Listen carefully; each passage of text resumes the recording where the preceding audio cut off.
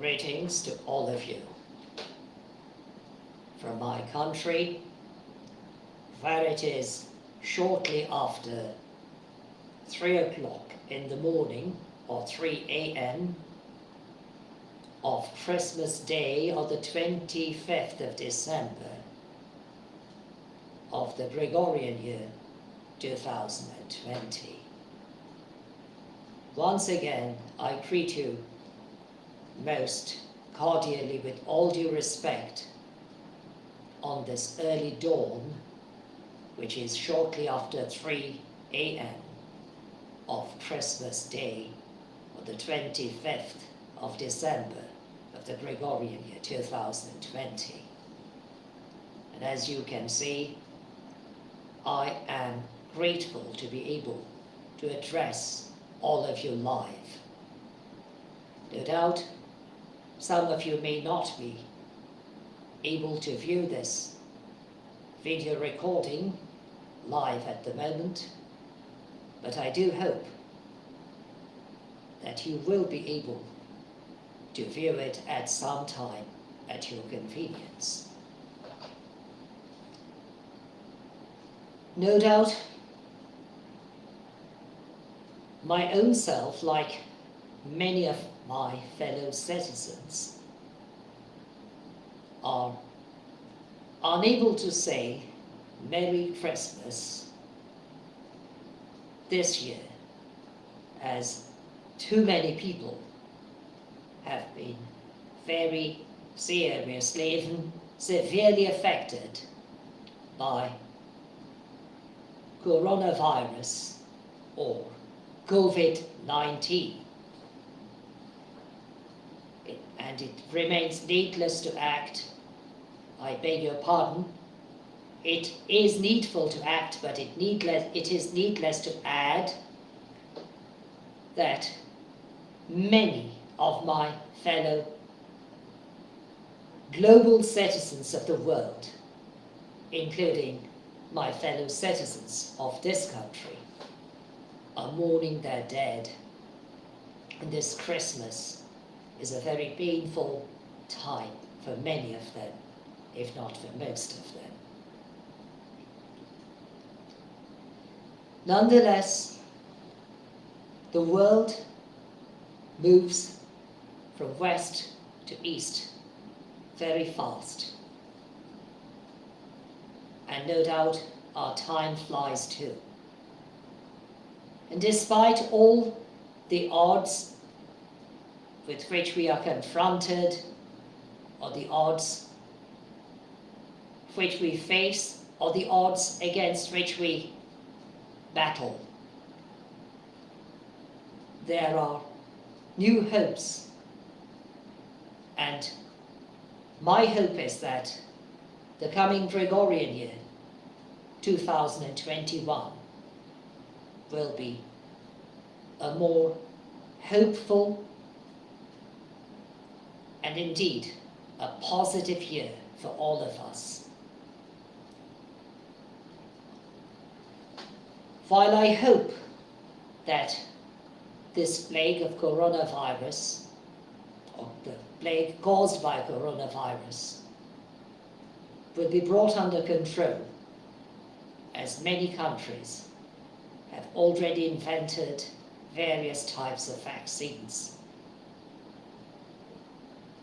But the loss suffered by too many of us is most certainly also incredible. And as I repeated in the past, time and time again, and reiterate now, the lives which are lost cannot be replaced by anything, however priceless, however unique, however remarkable that may be. Our dear ones, which no longer are alive today, are most certainly a great loss for all of us. But I do not want to spoil anyone's Christmas spirit by speaking merely about the sad incidences. There are many, many positive incidences over which our Creator rejoices, and so can we. There is always new hope, as I already indicated.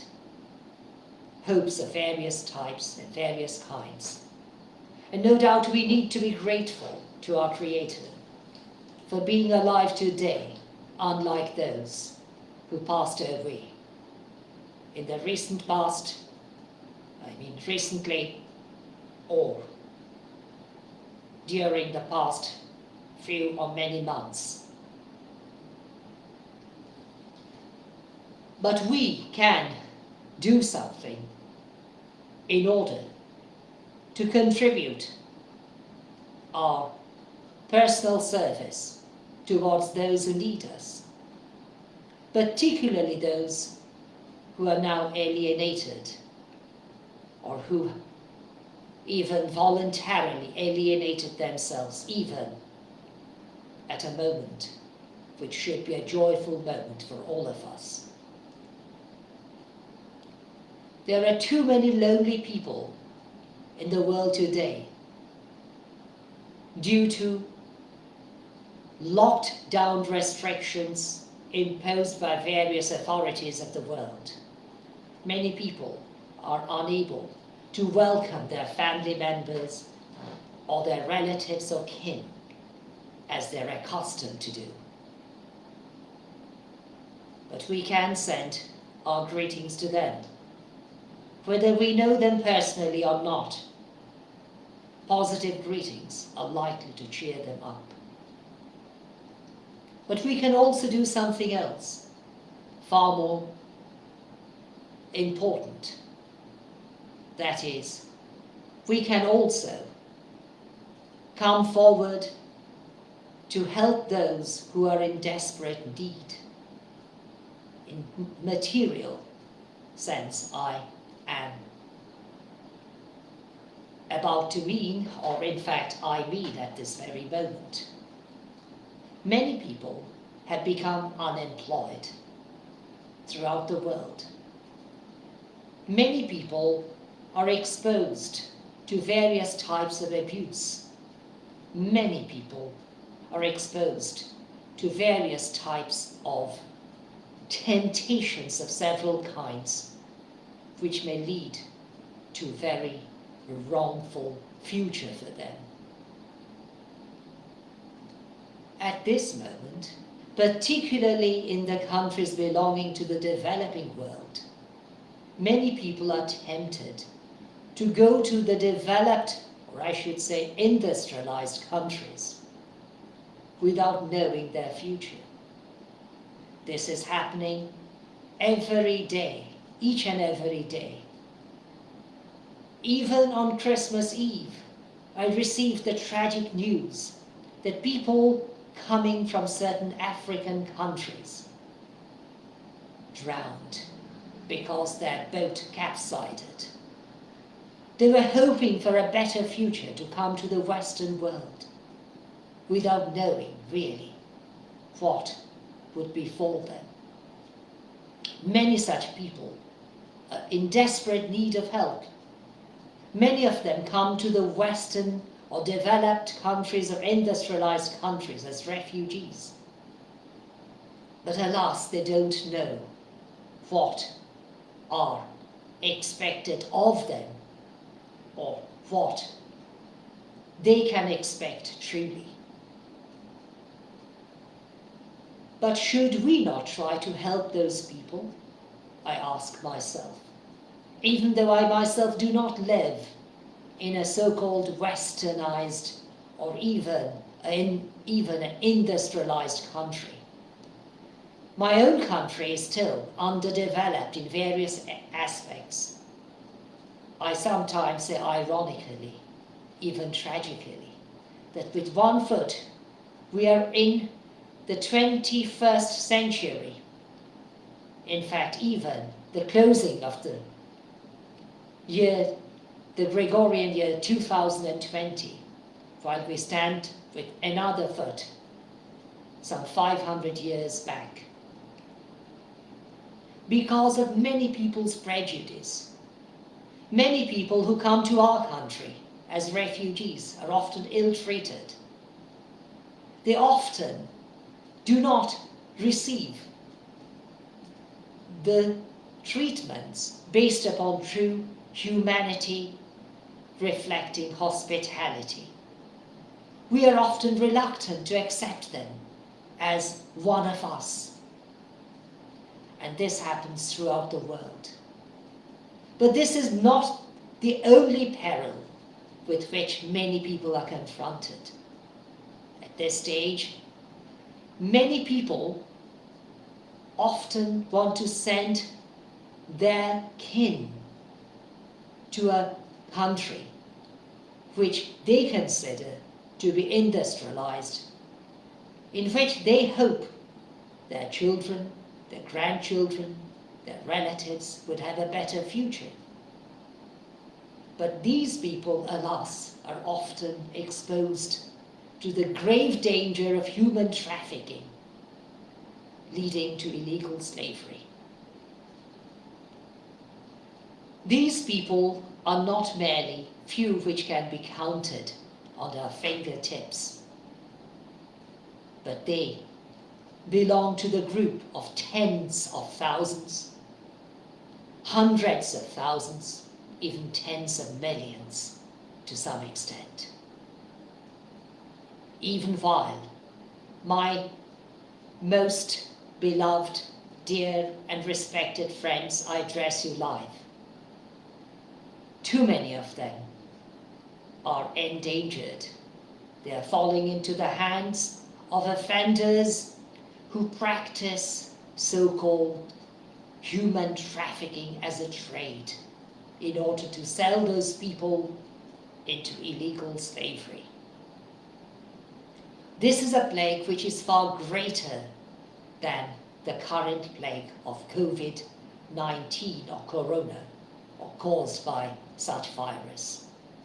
This is a plague which has been continuing since time immemorial, since the humankind learned to oppose others, exploit and oppress others. Since the whole humankind began to forget that all those who are victimized, even to slavery, in the old days so-called lawful slavery, in the current days into illegal slavery, are also one of us. They belong to us. We are no better than they are if we forget their dangers, if we forget what they're undergoing, if we disregard them, if we ignore them, if we simply rejoice at the moment of so-called happy days or celebrate, forgetting the needs of others, we fall of human dignity conferred upon us by our Creator. We need to be there for them. We need to fight for them. We need to speak out and speak up on their behalf. Many of them are too frightened to speak out or speak up on their own. We need to be their mouthpieces. We need to be their advocates. We need to be their counselors. We need to be their representatives before the world. Believe me or not, my most beloved, dear and respected friends, those of us who can afford an apparatus like a computer, whether this be a desktop or a laptop, or even a tablet, or even the ones found on the cell phones, are better off comparing to the 3/4 of the world population. Those of us who are living today, who had something reasonable on their plate to eat, or have a shed above their head, are better off comparing to at least 50% of the world population today. Think of those countries which are too greatly underdeveloped, if I may use the expression in speech marks or in inverted commas. Many of them don't really know whether they can have anything to eat tomorrow or on this very day of Christmas or during the year which is to come, the Gregorian year 2021. But they are also fellow human beings of ours. They are those ones of us without whom our world would be incomplete. Our world could not coexist. We need them as they need us. Therefore, it is our duty to come forward and help them. But it is not merely the human beings which need us. It's also the world, the whole animal kingdom, perhaps even the plant kingdom, in the view of certain people who believe that plants have similar lives as ours. But definitely the animal kingdom. Just think about what happened last year during this time in that great and enormous country, or even the continent of Australia. What the bushfire claimed, how many millions of animals were destroyed. But this is often done through our personal negligence. We are too reluctant to think about those poor animals throughout the world. We just allow ourselves to be carried out, to be carried away. We think too little about the world pollution caused by greenhouse gases today. We are too reluctant to think about others. We use comfortable vehicles without considering how much gas they produce. We love to use aeroplanes which fly too fast, too quick, without forgetting the pollution they cause. We warm ourselves using various types of heating apparatus without knowing how much pollution they are causing and how much green gases, including carbon dioxide and at some stages even carbon monoxide, that deadly gas, is being produced and released in the atmosphere. We can control those things if we control ourselves. Therefore, my most beloved, dear and respected, and even honored friends, I most delightfully, most humbly, most respectfully beg, request, and urge all of you to come forward, considering the needs of others, both those of our fellow human beings and those of the other species of the animal kingdom, which need us so desperately, even today, even at this very moment. At this moment, when so many people are suffering, too many people are suffering, I cannot say Merry or even joyous Christmas, but I say blissful Christmas to all of you. May this season of Christmas, blessed by our Creator, lead all of us into a better and more hopeful Gregorian year 2021. Thank you for watching this video. Once again, blissful Christmas and a very blissful and happy New Year.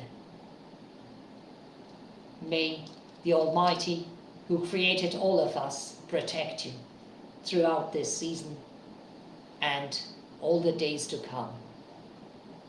Goodbye for now.